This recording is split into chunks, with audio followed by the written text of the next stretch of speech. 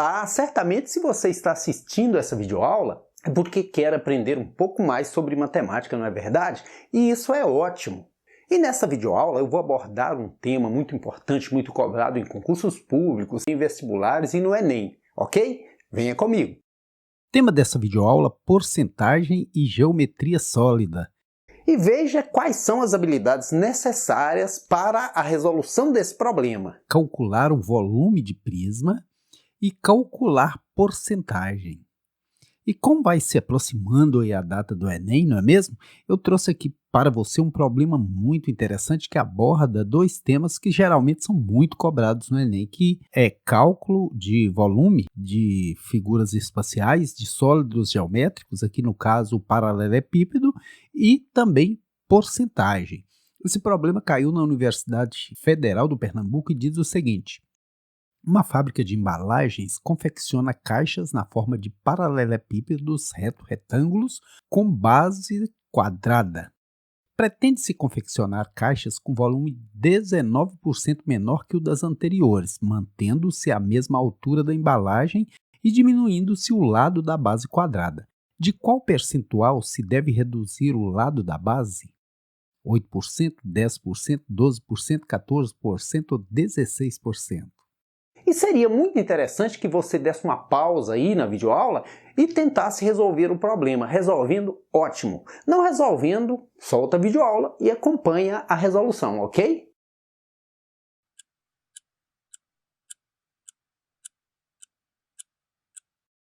Então, quando se refere a paralelepípedos reto-retângulos, se refere a sólidos geométricos que têm arestas paralelas, essa é paralela a essa paralela a essa. Da mesma forma, esse par de arestas são paralelas, esse par de arestas são paralelas. De duas a duas, são todas paralelas. E diz que a base é quadrada. Então, todos os ângulos da base aqui tem 90 graus, base quadrada. E é reto. Reto também tem ângulos aqui de 90 graus. E não dá nenhuma outra informação a respeito desse paralelepípedo. Então, eu vou chamar essa aresta de x, essa também é x, porque a base é quadrada, e vou chamar a altura aqui de h, ok? E qual é o volume desse paralelepípedo? O volume de qualquer paralelepípedo é dado por área da base vezes a altura. E qual é a área da base? Um lado vezes o outro, o lado ao quadrado, então x ao quadrado vezes a altura. Somente isso, não se tem mais nenhuma informação numérica a respeito do volume desse paralelepípedo. E diz que a fábrica pretende confeccionar caixas com volume 19% menor que as das anteriores. Essa é a anterior. Então, um paralelepípedo, uma caixa 19% menor do que a caixa anterior.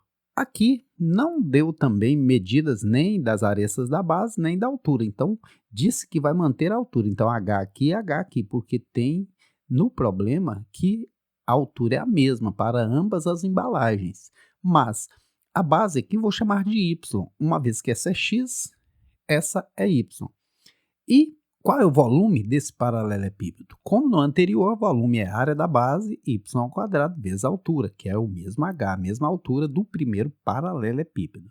Como diz que o volume dessa última caixa é 19% menor do que o volume da primeira caixa, então nós podemos afirmar que y ao quadrado vezes h, que é o volume da segunda caixa, tem que ser obrigatoriamente igual a 81% do volume da primeira caixa. Por que 81%? Se diminuiu 19%, sobraram somente 81%. Você tem 100%, tira 19%, sobra 81%. Eu uso representar porcentagem assim por 100, que fica mais simples de fazer as continhas.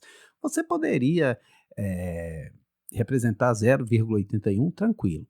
Aqui, quando a gente simplifica, você corta h, sobra o quê? Y ao quadrado igual 81% de x ao quadrado. Como radiciação anula a potenciação, eu preciso desse y sem a potência. Então, aplico aqui em cima uma raiz quadrada. A raiz anula a potência. Y é igual raiz de 81, 9. Raiz de 100, 10. Raiz de x ao quadrado, potência e radiciação se anulam, sobra somente x. Mas se eu quiser saber isso em termos percentuais, em termos de porcentagem, eu multiplico aqui por 10, vai dar y igual 90x multiplicado por 10, denominador por 10, 90x sobre 100, ou seja, 90%. Então, o y é exatamente 90% do x. De qual percentual se deve reduzir o lado da base? Se era 100%, voltou a ser 90%, reduziu exatamente 10%. Alternativa correta, letra B de bons estudos.